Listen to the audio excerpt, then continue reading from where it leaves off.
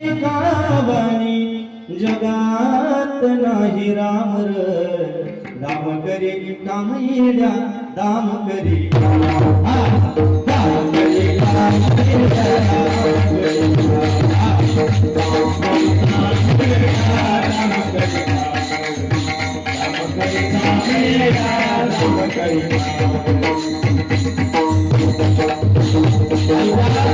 पैशाचं महत्व शिकवणारी ही कविता आहे बाबा.